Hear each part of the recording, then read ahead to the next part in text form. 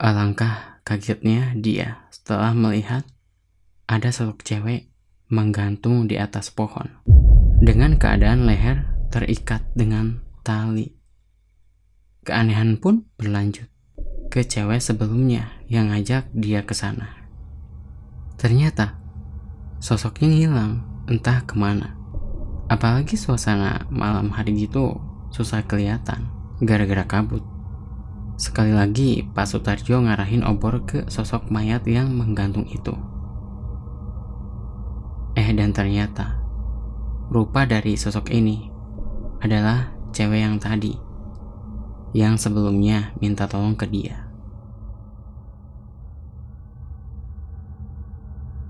Oke, halo guys.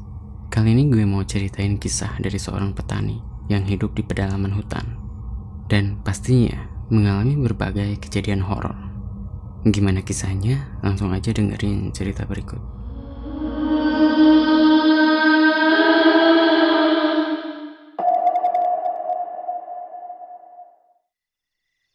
Hai, balik lagi sama gue di channel Hexpi.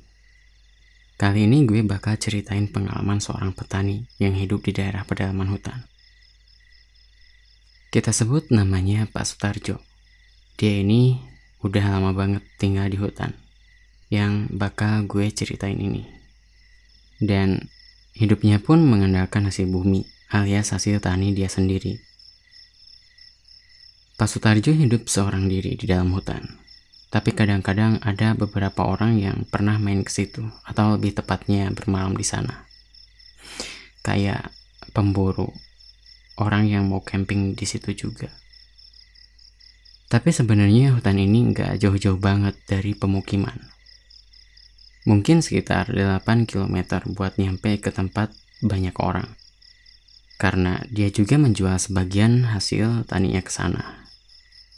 Mungkin beberapa hal nggak semuanya bisa didapatkan di hutan. Makanya Pak Sutarjo mau tidak mau harus ke sana untuk menyempurnakan kebutuhan hidupnya.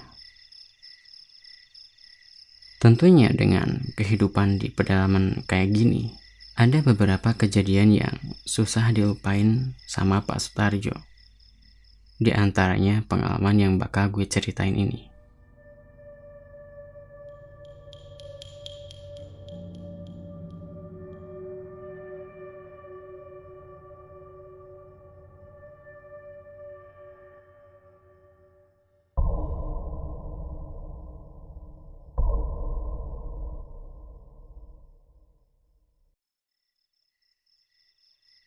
Jadi kayak biasa, dia ini ngurus kebun yang lumayan luas kan. Pulangnya balik ke rumah sore-sore. Emang agak jauh sih dari tempat dia tinggal. Paling cuman sekitar beberapa meteran aja buat ke rumah. Tapi di tengah-tengah antara rumah dan Pak Sutarjo, di sana ada seorang perempuan yang ada di tengah-tengah jalan setapak. Sebenarnya Pak Sutarjo ini biasa aja pas ketemu sosok ini. Cuman dia nggak berani lewat jalan setapak itu. Posisi sosok ini menyamping, jadi cuman kelihatan sisi badan doang.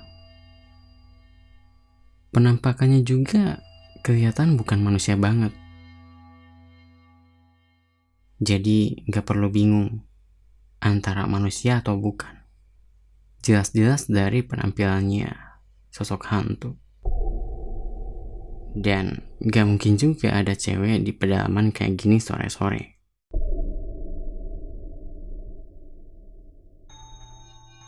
Akhirnya Pak Sutarjo ini jalannya muter ngelilingin sosok itu. Di saat yang sama juga, dia ngeliatin penampakan sosok ini dari belakang.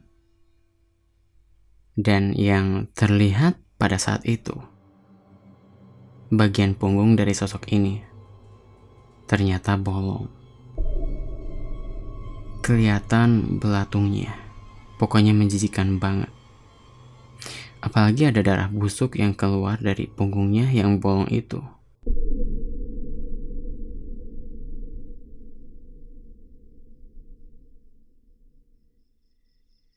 Mungkin karena Pak Sutarjo hidup berdampingan dengan makhluk tak kasat mata juga.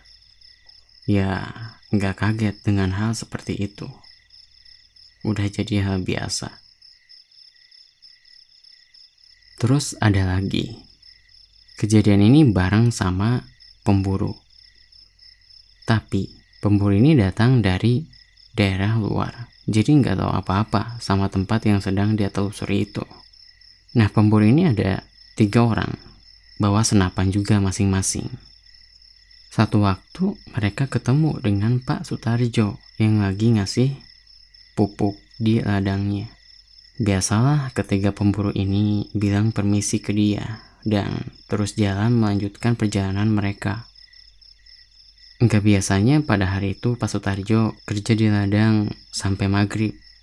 Mungkin kerjaan nanggung, ada beberapa hal yang harus dilakuin juga oleh dia. Habis itu terus dia pulang.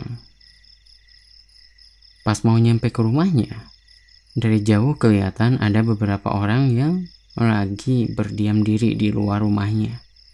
Terus dia samperin lah. Dan setelah berhadapan dengan orang-orang yang ada di dekat rumahnya ini, ternyata mereka itu 3 orang pemburu yang lewat tadi siang. Pak Sutarjo menanyakan maksud kehadiran mereka, kenapa ada di depan rumahnya. Kemudian mereka menjawabnya. Katanya mereka itu dikejar sama satu sosok yang jalannya kebalik. Kaki di atas dan tangannya di bawah. Sosoknya nggak jelas antara cowok atau cewek. Lantaran mereka panik melarikan diri.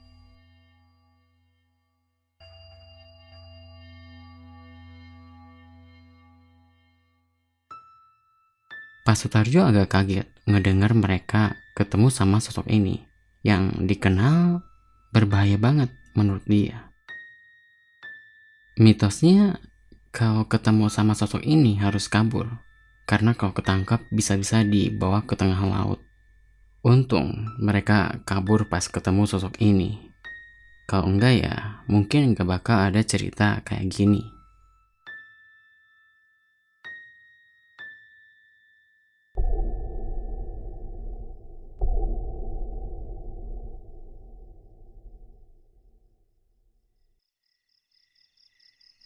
Alhasil mereka bertiga menumpang selama 1 malam sampai hari esok tiba.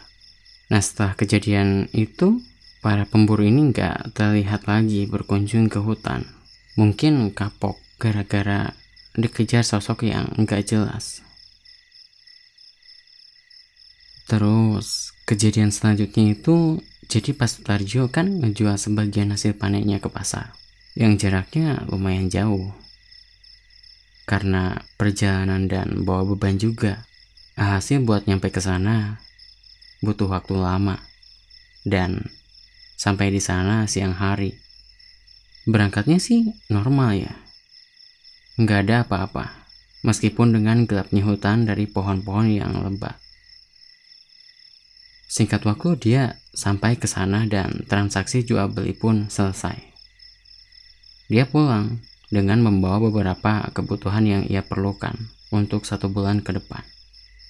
Pak Sutarjo sampai di depan hutan setelah azan asar berkumandang. Dan dia sholat dulu sebelum masuk ke sana.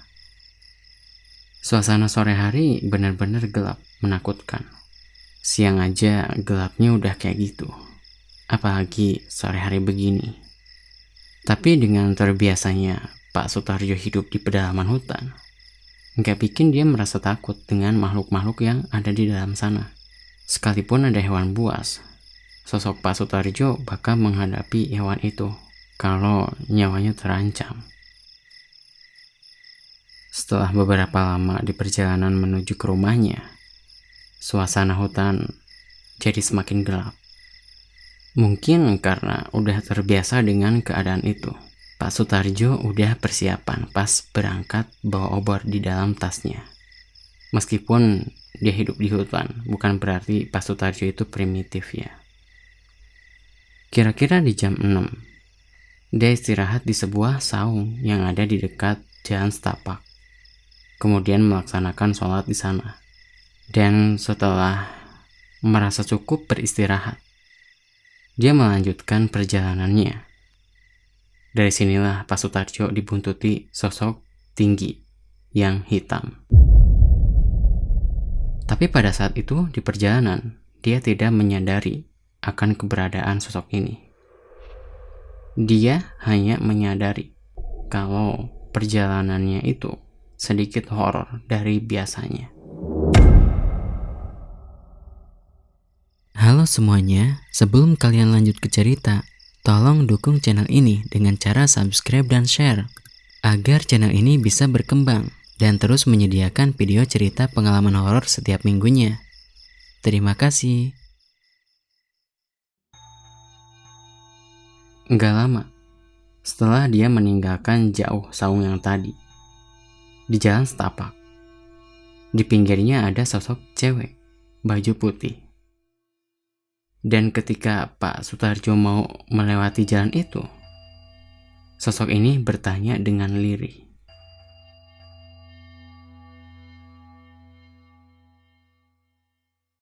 Mas, baru pulang ya?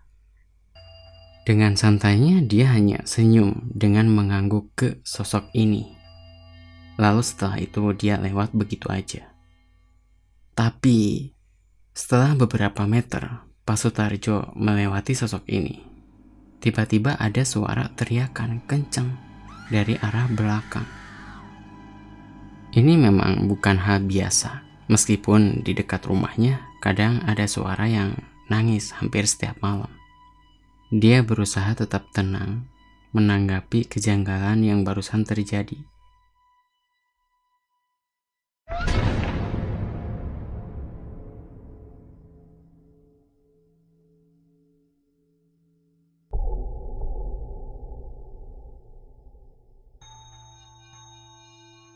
Di sepanjang perjalanan, Pak Sutarjo terus memanjatkan doa, memohon pertolongan.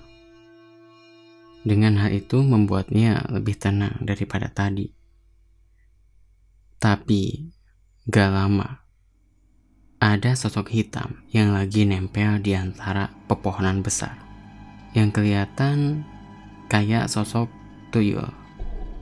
Tapi kayaknya bukan juga. Ya, sosok ini nggak ngelakuin hal aneh apapun, cuma nempel di pohon doang. Tapi setelah Pak Sutarjo melewati sosok hitam ini, beberapa langkah ke depan, lagi-lagi di arah belakangnya ada suara teriakan keras. Tapi beda, suaranya bukan kayak yang pertama.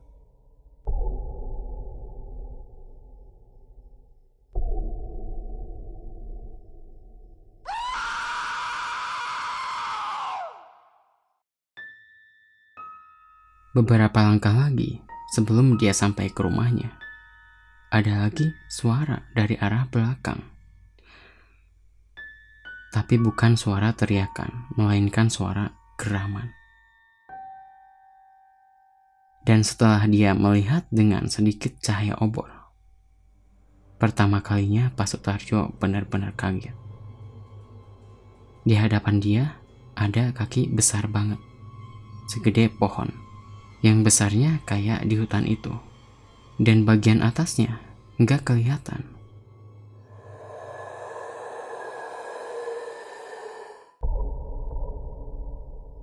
Cahaya obor pun nggak sampai buat nerangin bagian atasnya.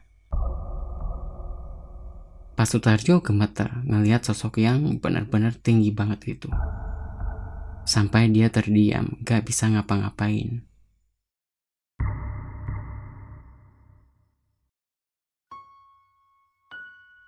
Mungkin untuk sosok-sosok yang sebelumnya ia temui, itu nggak seberapa.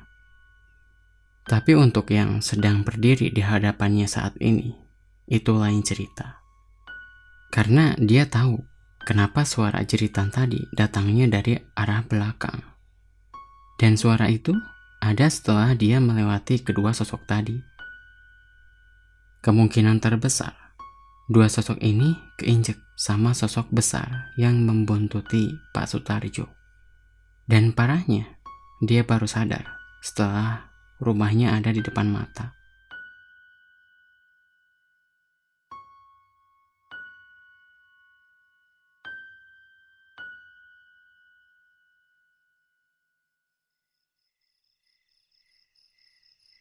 Untungnya sosok besar ini tidak melihat Pak Sutarjo sebagai musuh ataupun penghalang yang mesti diinjak.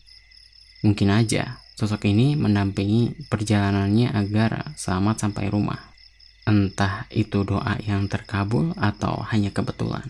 Tapi bukannya merasa aman, Pak Sutarjo justru merasa takut karena nyawanya terancam.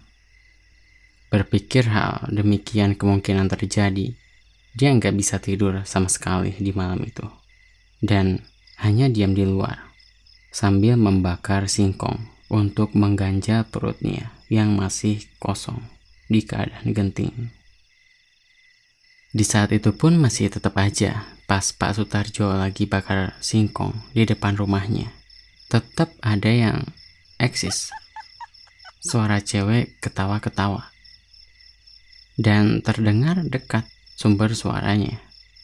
Tapi kembali lagi, dia menanggapi hal ini dengan santainya, seperti Pak Sutarjo itu merasa hidup berdampingan dengan mereka, layaknya seperti dia dengan manusia lain.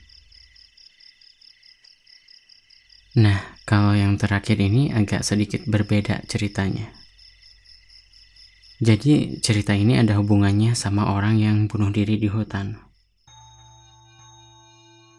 Kejadiannya malam, menjelang jam tidur. Tiba-tiba ada suara ketukan pintu.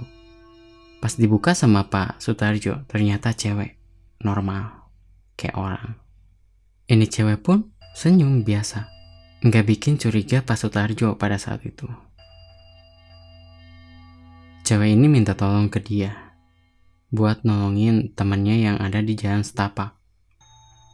Awalnya biasa aja, dengan sukarela Pak Sutarjo mau nolongin. Dan emang gak ada hal yang mencurigakan juga.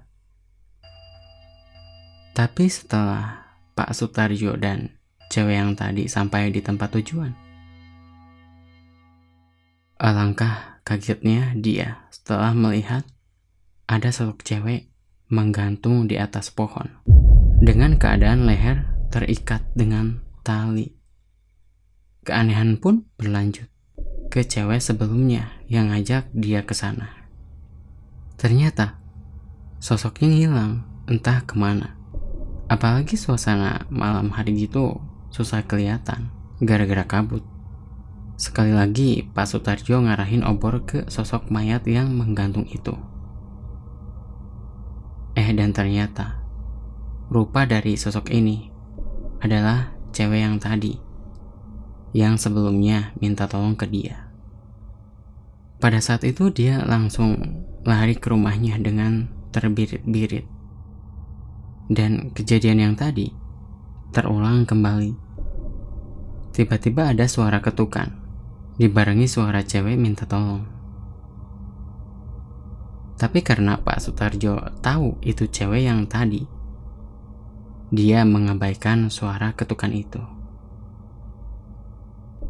Dan sampai keesokan harinya ternyata benar, mayat yang menggantung itu masih ada. Akhirnya dia pergi ke pemukiman buat minta tolong mengevakuasi jasad ini.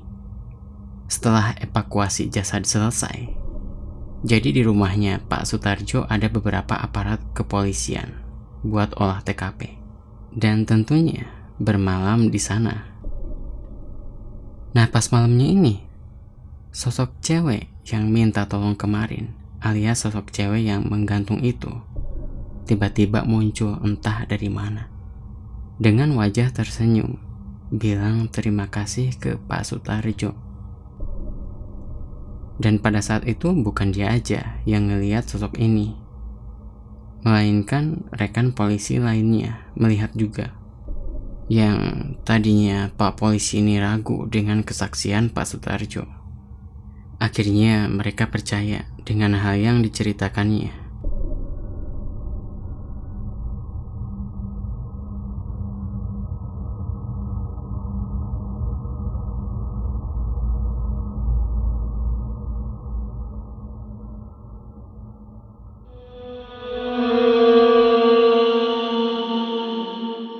Gimana menurut kalian cerita horor kali ini? Serem kan? Jangan lupa subscribe dan share ya. Oke, sekian cerita kali ini. Thanks for watching. Bye.